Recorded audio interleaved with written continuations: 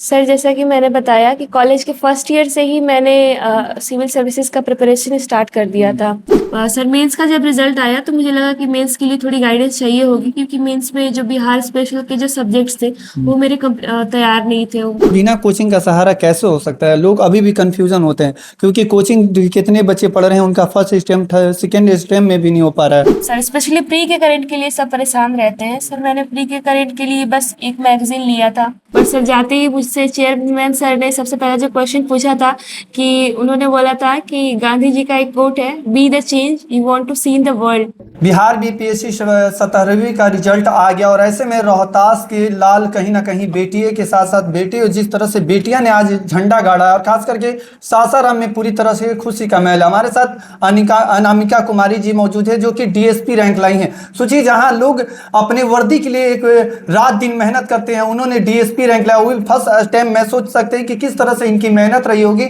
और किस तरह से इन्होंने तैयारी की। हम इनसे सीधी बातचीत करेंगे। अनामिका जी, किस तरह से आपकी तैयारी रही है? Thank you sir. पहले तो सर, तैयारी मेरी कॉलेज के दौरान ही स्टार्ट हो गई थी।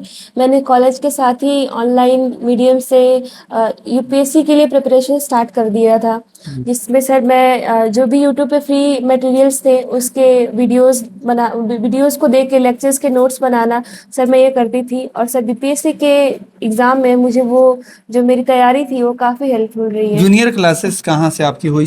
मतलब रोहतास की धरती से हुई या बाहर पढ़ाई की हैं? सर, मैंने अपने 6 to 12 तक की जो स्कूलिंग है वो जवाहर नवोदय विद्यालय कैमूर से की है। इसके बाद सर मैंने अपना ग्रेजुएशन दिल्ली यूनिवर्सिटी से किया है, 2024 में पूरा हुआ। और सर मैंने हिस्ट्री ऑनर्स से अपना ग्रेजुएशन किया है। मतलब 24 में ही पूरा किया और 26 में रिजल्ट पा ली। किस तरह से स्ट्रेटेजी रही, किस तरह से तैयारी रही आपकी? सर, जैसा कि मैंने बताया कि कॉलेज के फर्स्ट ईयर से ही मैंने सिविल सर्विसेज का प्रिपरेशन स्टार्ट कर दिया था। जो भी बेसिक सब्जेक्ट्स थे उनके नोट्स बनाना, और जो भी टॉपिक्स नहीं समझ में आ रहे हैं उनको गूगल करके या फिर किसी भी ऑनलाइन मीडियम से लेक्चर्स के थ्रू उनको समझना, टेस्ट्स देना, और साथ ही अपने जो टेस्ट में मेरे जो परफॉर्मेंस है उसको एनालाइज करना, अपनी गलतियों को एनालाइज करना, अपनी गलतियों की एक लिस्ट बनाना, ताकि जब मैं वापस किसी टेस्ट में अपीयर हूँ तो वो सारी गलतियां मैं वापस ना करूँ। सेल्फ स्टडी की, यूट्यूब से की। आपको नहीं लगता था कि कहीं बड़े बड़े टीचर पर चले जाएं? क्योंकि नहीं होगा, क्योंकि भी यूपीएससी कर रही थी, बड़ा चीज़ होता है। तो लोग 18 घंटे 20 घंटे क्लास करते हैं, फिर उसके बाद फिर अपना घर पर सेल्फ स्टडी करते हैं। सर, मुझे लगा कि ऑनलाइन मीडियम में जो रिसोर्सेज है वो मेरे लिए एनफ है, मेरा उनसे काम हो जाएगा।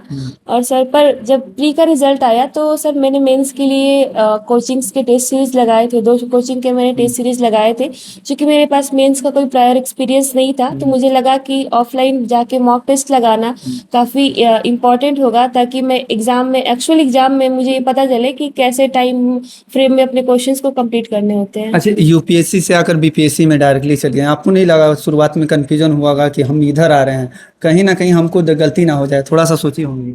यस सर, लगा था। पर सर फैमिली का भी था कि एक बार ट्राई करके देखो।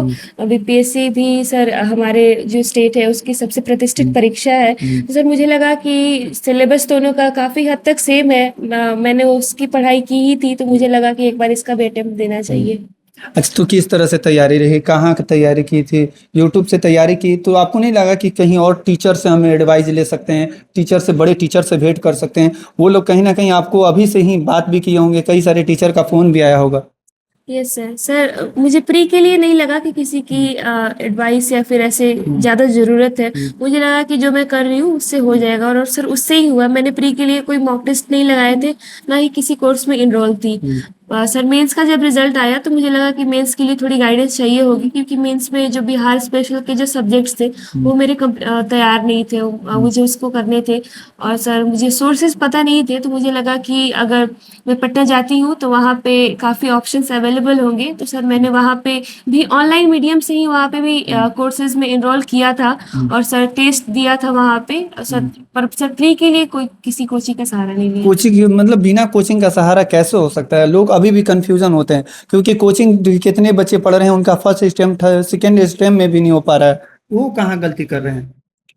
सर कोचिंग की भी पढ़ाई आपको तभी ही काम करेगी जब आप खुद पे घर पे आके उस कोचिंग के नोट्स का आप रिवाइज कर रहे हैं, आप टेस्ट लगा रहे हैं तो अपनी मिस्टेक्स को एनालाइज कर रहे हैं। पर बहुत सारे बच्चे सोचते हैं कि कोचिंग में अगर टीचर्स पढ़ा दे तो वहीं पे उनका काम खत्म हो जाता है, बल्कि सर वहाँ से काम शुरू होता है, घर पे आके उनको रिवाइज करना होता है, उनको रेगुलर टेस्ट लिखने होते हैं। सर मुझे लगता है कि बच्चे यहीं पे ही गलती कर देते हैं कि वो कोचिंग की पढ़ाई को कोचिंग तक ही रख देते हैं। घर पर मतलब रिविजन नहीं करते हैं। ये सर घर पे रिवीजन, क्योंकि सर रिवीजन एक बोरिंग टास्क होता है। सर मज़ा नहीं आता है कि एक ही चीज़ को बार बार पढ़ना। तो सर काफ़ी लोग होते हैं कि इसको एक बोरिंग चीज़ की तरह देखते हैं और उसको साइड कर देते हैं। हिस्ट्री ऑनर्स रही हैं, हिस्ट्री ऑनर्स कितना मदद किया बीपीएससी में आपका?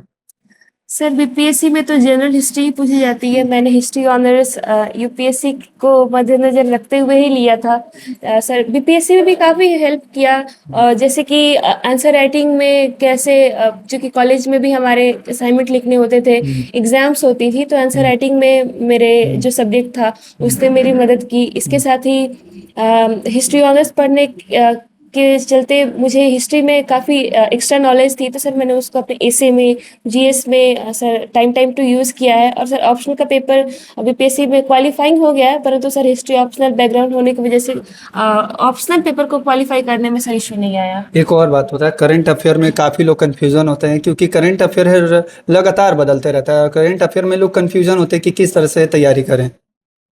सर करंट के लिए मेरी बहुत सिंपल स्ट्रैटेजी थी। सर स्पेशली प्री के करंट के लिए सब परेशान रहते हैं। सर मैंने प्री के करंट के लिए बस एक मैगजीन लिया था।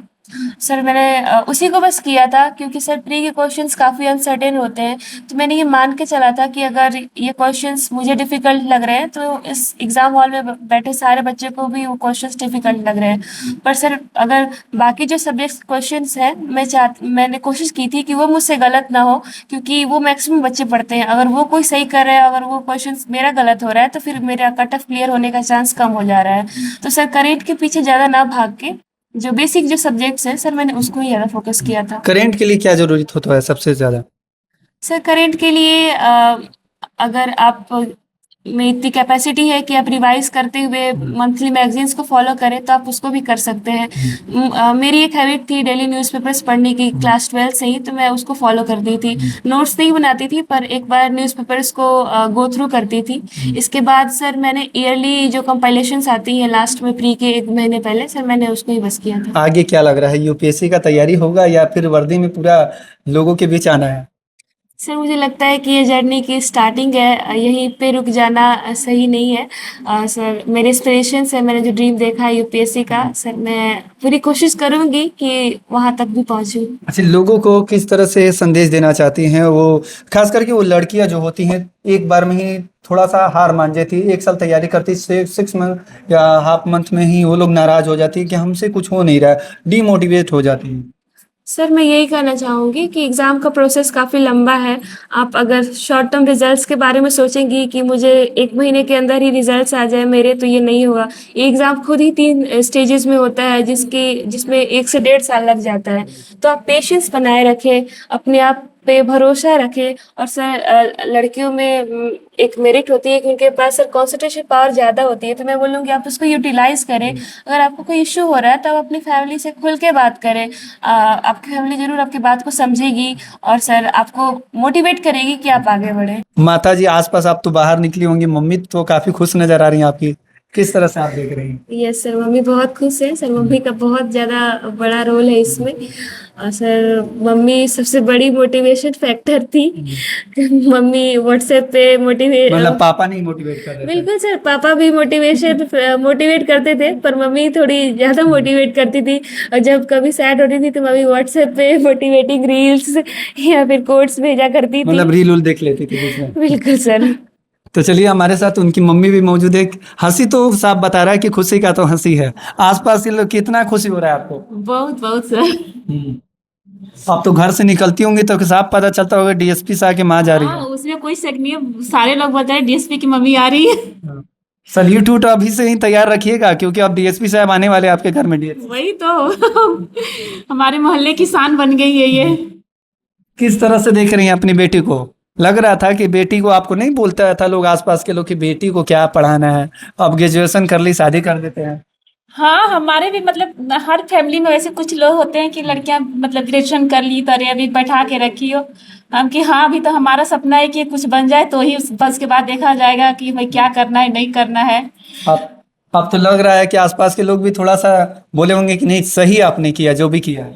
बिल्कुल सारे अब इससे दूसरे बच्चियों को भी सीखने को मिल रहा है कि नहीं उनको भी लग रहा है कि नहीं हमको अपने मतलब बेटा हो या बेटी हो सबको आगे बढ़ाना है। तो बहन को भी मोटिवेट मिलता होगा आपसे ज्यादा। सर बिल्कुल मोटिवेशन मिलना चाहिए, पर सर मुझे लगता है कि जिसको जिस फील्ड में इंटरेस्ट है वो उसको उसी फील्ड का मोटिवेशन मिलना चाहिए कि उसी फील्ड में वो अच्छा करे। सभी लोग तो कहते हैं कि 18 घंटा कम पड़ जाता है। सर मुझे तो कम नहीं पड़े, मुझे लगता है 24 घंटे काफ़ी है। उसमें अगर अपने जो डेली जो रूटीन है उसको अच्छे से शेड्यूल किया जाए तो जो समय दिया गया है वो सर पर्याप्त है। तो अभी आपने सुना हमने अमिका कुमारी जी मौजूद थी जो कि 216 रैंक लाई हैं और कहीं ना कहीं अपने रोहतास का नाम रोशन की है। और इन्होंने बताया कि किस तरह से तैयारी करें, खास करके हमारे से जितने भी हम लोगों से मिलते हैं खास करके वो लोग कंफ्यूजन होते हैं कि करंट अफेयर हो चाहे किस तरह से तैयारी करें किस तरह से ना रहें, लोग कंफ्यूजन रहते हैं। लेकिन इनका साफ कहना है कि कंफ्यूजन में ना रहें, जो भी है आपका गोल उस पर फोकस करें। बाकी से तमाम खबरों के हमारे से जुड़े रहेगा। सासाराम से जागृति टाइम से राकेश मिश्रा की